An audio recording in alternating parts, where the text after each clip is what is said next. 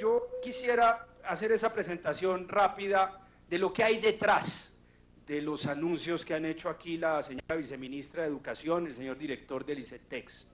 Porque yo sí debo lamentar, respetada senadora Susana, y lamentar profundamente, como colombiano, como demócrata, como congresista, que dos funcionarios, altos funcionarios del Estado, vengan al Congreso de la República a defender un negocio de unos particulares. Ese no es el propósito de la función pública, y menos aún de tan altas dignidades. Y que para hacerlo, el discurso de estos funcionarios pretenda manipular la conciencia, manipular los hechos con los que se alimenta esta comisión para tomar tan importante decisión. ¿Qué queremos eliminar con este proyecto de ley?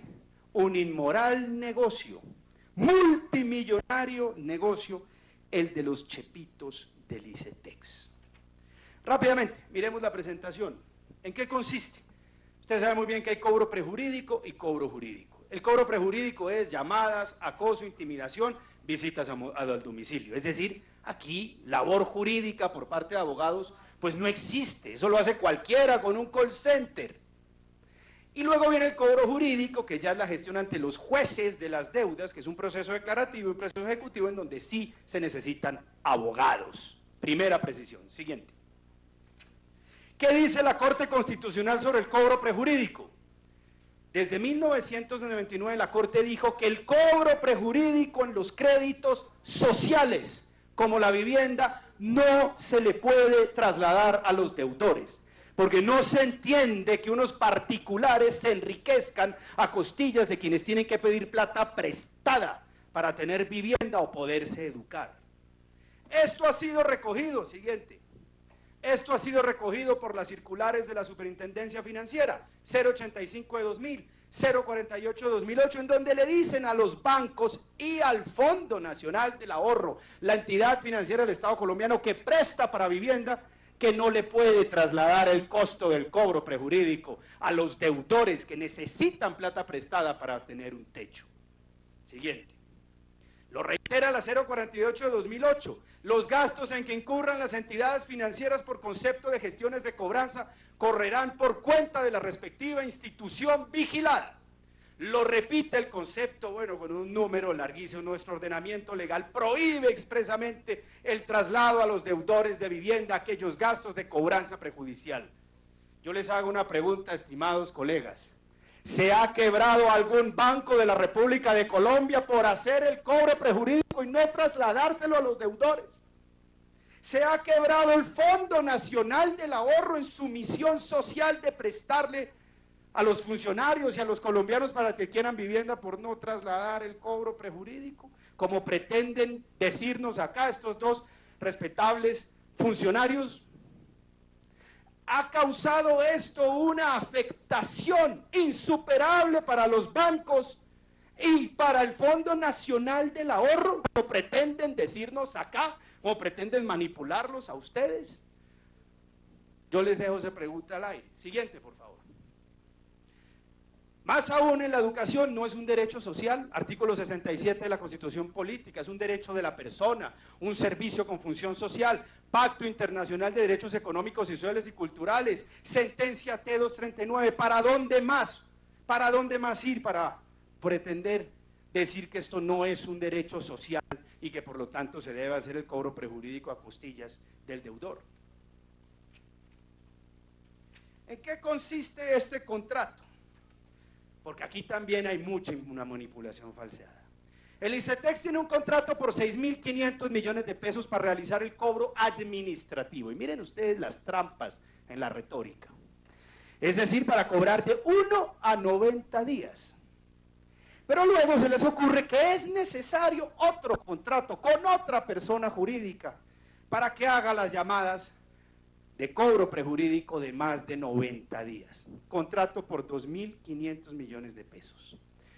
Es decir, se contratan dos personas jurídicas distintas, con dos erogaciones distintas a cargo del Estado, para hacer o cumplir con el mismo objeto? ¿O es que hacer llamadas de 1 a 90 días es distinto a hacer llamadas después de 90 días?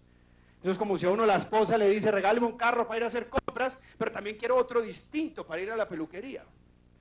Esto es un fraccionamiento de contratos. Un fraccionamiento de contratos, lo más parecido a la descripción típica del Código Penal, que castiga el fraccionamiento de contratos.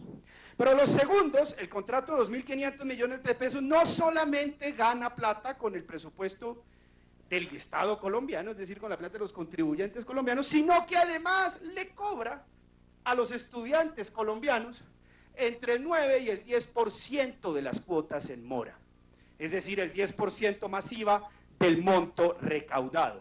Un negocio que recobrando el 60% puede acercarse, doctora Rosemary, a los 24.000 millones de pesos para una empresa cuyo único mérito es contratar a un call center. Eso sí, le van a decir que eso es cobro prejurídico y que se llama no sé qué cosa abogado, Leiva, ¿cómo se llama?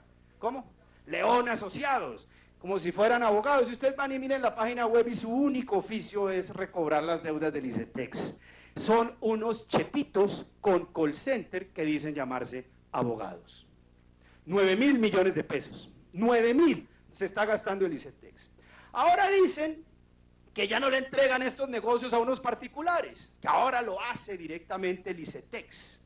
Aquí tengo el derecho de petición que voy a dejar aquí, señor secretario, señor presidente, para que lo pueda consultar toda esta honorable comisión, en donde nos dicen que ahora contrataron un centro de contacto, es decir, le cambiaron el vestido, ya no se llaman chepitos, ya no se llaman cobro prejurídico León Abogados, ahora se llama centro de contacto. ¿Y sabe, senadora Susana, cuánto destinan del presupuesto del ICETEX para esta tarea? Hoy en día, 6.500 millones de pesos. Es decir, acaban de contratar, y es un contrato que no está en el SECOP. Creo que es algo que debería llamar la atención de esta comisión porque no está en el SECOP. No ha sido publicado aún.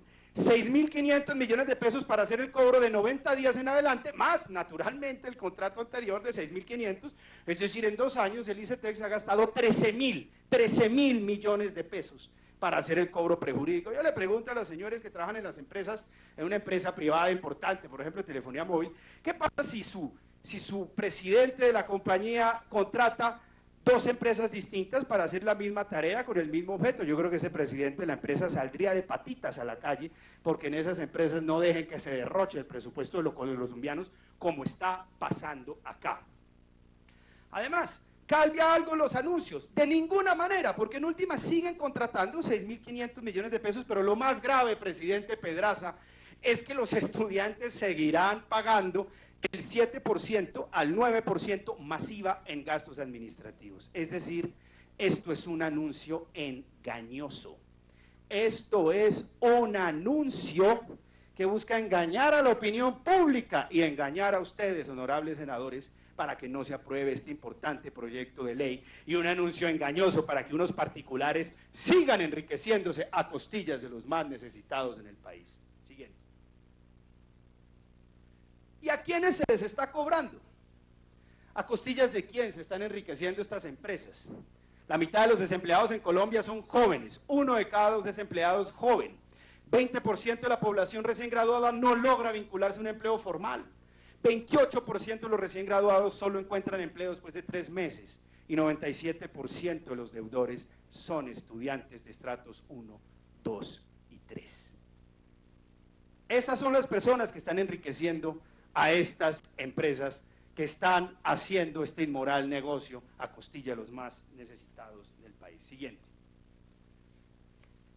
Ahora, ¿cuánto costaría eliminar el cobro prejurídico? Porque ese parece ser el gran caballito con el que se cabalga en contra de este proyecto. Eso va a quebrar el ICETEX. No va a haber forma de sostener tan importante iniciativa y tan social. ¿Cómo vamos a asumir esa tarea? Este es el punto o la declaratoria de muerte del ICETEX y su fantástico proyecto social, que creo yo y comparto muchas de sus opiniones, doctor Senen, que no, senador, representante de Lara, por favor, no sea un mujer que nos abra la puerta. Soy enemigo de que las sesiones se hagan con puerta cerrada. Esto es público, repúblico y pospúblico. En el presupuesto 2016... Continúe, señor representante. En el presupuesto de 2016, el actual, se destinó para la gestión de cobro prejurídico cerca de 6.500 millones de pesos. Esto corresponde a 0.3% del presupuesto del ICETEX. Ahora, si el ICETEX asume el cobro prejurídico, entonces tendría que destinar tan solo 0.3% de su presupuesto. Y aquí nos dice el doctor Vázquez, el director del ICETEX, que esto costaría 7.000 millones de pesos. 7.000 millones de pesos que de todas formas ya le pagan a una empresa para que haga el cobro de 1 a 90 días, que son 6.500. Siguiente, por favor. Ahí están las cifras. 0,3% del presupuesto de 2016. Siguiente. Pero miren, en cambio, lo que eso significa para una persona, para un joven profesional. Miren cómo impacta eso en la vida de un joven profesional. Miren cómo destruye un negocio de esta naturaleza las expectativas y los sueños de un joven profesional. ¿Cuánto se gana un recién graduado que tiene la fortuna de encontrar empleo? ¿Cuánto se gana ese profesional, Susana? 1.4 a 2 millones de pesos. Eso es lo que se gana un joven profesional. Sumado a que el 28% de los recién graduados encuentra empleo después de 3 meses y además está sujeto a un mercado laboral de inmensa inestabilidad, de precariedad, de trabajos a destajo por contrato que no se renuevan. Y si ese joven financió una carrera de 6 millones de pesos, este joven tiene que pagar de esos 2 millones, y es el más afortunado, 180.000 pesos de seguridad social, aproximadamente 600.000 pesos de cuota mensual de la deuda ICETEX, 780.000. Y si este joven cae en mora, porque un joven en un año puede estar en mora 3 a 4 veces, porque es cada 30 días, pues tiene que pagarle básicamente por 3 meses de mora 400.000 pesos a estos chupasangre de la educación pública que son los chepitos del ICETEX. 400.000 pesos es lo que cuesta normalizar la situación para un joven que se gana 1.4 millones. Entonces calculen, 780.000 pesos, 2 millones, menos los 780.000, 1.220.000, y si a eso le suman los 400.000 que tiene que pagar recurrentemente por estar en mora, este es un joven que se está ganando 800.000 pesos mensuales, es decir, jóvenes profesionales ganándose un mínimo. Jóvenes profesionales que tienen que destinarle entre el 15 y el 20% de su salario mensual de recién graduado a un inmoral negocio que enriquece a 2 particulares cuyo único mérito es contratar a un call center. Call center que entenderán ustedes naturalmente, doctor Senen, le pagan el mínimo a través de una cooperativa. Le pagan un mínimo a través de una cooperativa y su trabajo es explotarlos para que llamen con rabia, con frustración a estos mismos estudiantes. ¿Qué estamos creando nosotros con un sistema que esclaviza financieramente y que además es oprobioso en la forma como le reclama ese cobro del esclavismo financiero a estos jóvenes? Frustración en una masa laboral que encuentra empleos de mala calidad y que tiene que enriquecer a unos particulares que son estos chepitos del ICETEX. Esa es la verdad sobre este negocio. En resumidas cuentas, presidente Pedraza, no hay un solo banco de la República de Colombia que se haya quebrado por no trasladar el cobro prejurídico a los estudiantes, perdón, a los deudores hipotecarios. No ha colapsado el sistema financiero ni las deudas hipotecarias de este país por no trasladar el cobro prejurídico. No he visto yo que esté quebrado el Fondo Nacional del Ahorro por no trasladar el cobro prejurídico a los deudores hipotecarios.